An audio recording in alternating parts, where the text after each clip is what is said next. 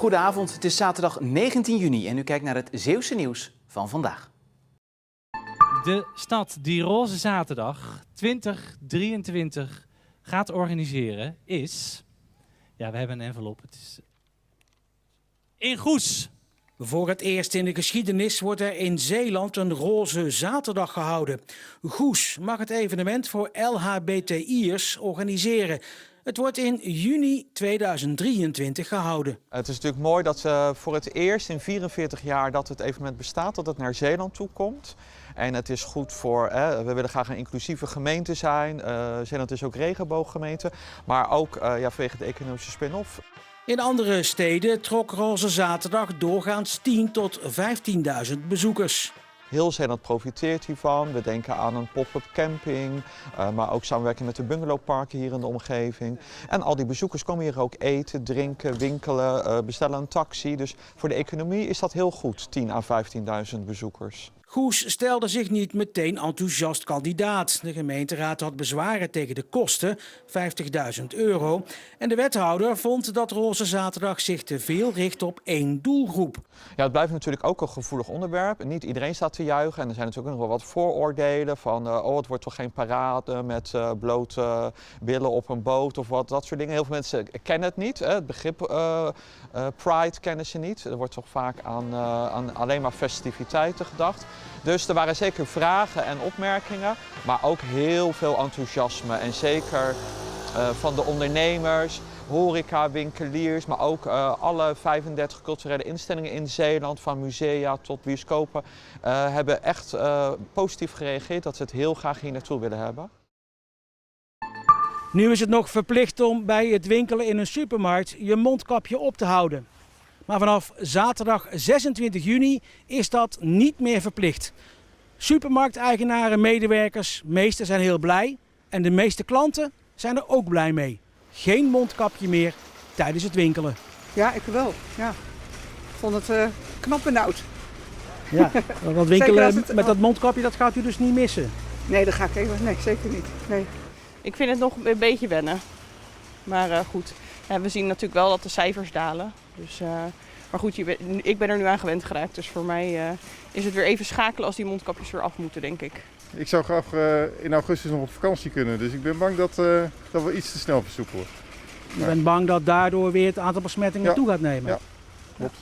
Ja, je ziet aan de cijfers dat het helpt. Hè, dat vooral de groepen die als eerste gevaccineerd zijn niet meer in het ziekenhuis belanden. Dus wat dat betreft denk ik niet dat dat te vroeg is. Ik ben eraan gewend. Het is niet prettig, maar ik ben er ondertussen aan gewend. In het begin had ik daar wel last van, moeite mee, maar nu niet meer. Fijn dat hij weer af mag straks. Ja, natuurlijk. Uiteindelijk moet ik bekennen dat de hele wereld waarin we leven, het begint wel aardig beklemmend te worden.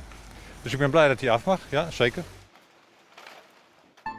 Je kunt op een gegeven moment niet om je heen kijken of er staat ergens wel een windmolen met een rood knipperlicht te knipperen. Ja, dan kun je zeggen, ja, is dat irritant? Nee, maar als het niet hoeft, dan moet je het niet doen. Het landschap intact laten, dat wil de Tolse gemeenteraad. Daarom is besloten om zonnepanelen zoveel mogelijk op daken te plaatsen en windmolens op nog maar 2 plekken neer te zetten. Hier bij de Krammersluizen, waar Windpark Krammer staat, en hier bij de Kreekraksluizen. En dat heeft alleen maar voordelen. Behoud van ons landschap, dus geen grote velden met zonnepanelen. Geen windmolens in directe nabijheid van de burgers. Dus gewoon echt de grote molens daar. En dan zelfs nog op termijn een keuze gemaakt dat de bestaande parken, op het moment dat ze aan het eind van hun economische levensduur zijn of de technische levensduur, dat die dan ontmanteld worden en de energieproductie die daar plaatsvindt ook richting Krammer en richting de Kreekrak gaat. Dat worden de 2 locaties waar wij gewoon duurzame energie gaan winnen. En ja, gewoon met als doel de overlast voor onze inwoners te beperken. Miljoenen Nederlanders weten sinds deze week van het bestaan van Kloosterzande. Dat is de verdienste van een groep voetbalfans uit het dorp in Zeeuws-Vlaanderen. Tijdens 2 EK-wedstrijden van het Nederlands elftal maakten zij op ludieke wijze reclame voor hun woonplaats. De enige spandoeken die binnen mochten waren spandoeken van 2 meter bij 1 meter. Dus ik heb hem dan binnengesmokkeld door in een klein rugzakje helemaal opgevouwen in mijn jas. En dat was dus geen probleem, zeg maar. Ze controleerden mijn jas en voor de rest ook niks. Toen het spandoek eenmaal hing en de wedstrijd begonnen was, zagen veel Kloosterse Oranje-fans de naam van hun dorp op televisie verschijnen. Heb je het Zag je hem? gezien? Zag je hem? Ja, heb je hem gezien? Oké. Oh ja. Ja, wel veel reacties, dus dan maakt het alleen maar extra leuk eigenlijk dat het toch ook bij iedereen leeft. Daar doe je het ook een beetje voor natuurlijk. Hè?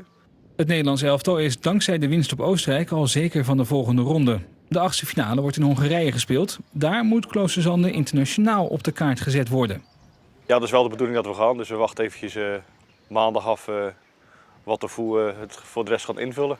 Maar er zijn wel al plannen gesmeed om te kijken om met vliegtuig te gaan of met de trein of met auto's te rijden. En het spandoek dan natuurlijk wel weer mee, hè? Ja, dat gaat natuurlijk mee. Dat ligt als eerste in de auto. Het was sterk wisselend weer sinds gistermiddag, want na het onweer waren er aan het einde van de avond in de opklaringen ook lichtende nachtwolken. Die zijn heel ijl en dun en zitten heel hoog in de atmosfeer. En daarna was het vandaag meestal grijs en vochtig en op de meeste plaatsen viel ook wel wat regen en motregen. Dat was al met al een duidelijke nasleep van zomerse onweersbuien. Vanavond neemt de kans op regen trouwens weer toe van het zuiden uit. Er komt een buienfront aan en daarbij is later ook kans op onweer. Vannacht gaat die regen ook door en er kan vrij veel regen vallen. 10 tot 20 mm is goed mogelijk. Morgen hebben we daarna eerst zoiets als vandaag met vrij veel wolkenvelden en lokaal wat regen. In de middag is er af en toe wat zon met een enkele bui. Morgenavond is er weer meer kans op regen. Maximumtemperatuur morgen van 21 tot 23 graden. Die buien van morgenavond zijn een nieuw front dat ook maandag overdag af en toe regen brengt. Het wordt dan met moeite nog 20 graden. Daarna gaan we op de koelere toer met 17 of 18 graden in de middag. Maar de zon gaat er met een noordoostenwind wel weer vaker doorbreken. En tot zover Zeeland nu voor vandaag. Straks dan ben ik uiteraard nog bij u terug met Zeeland de Week. Dus graag tot zo en anders nog een fijne avond.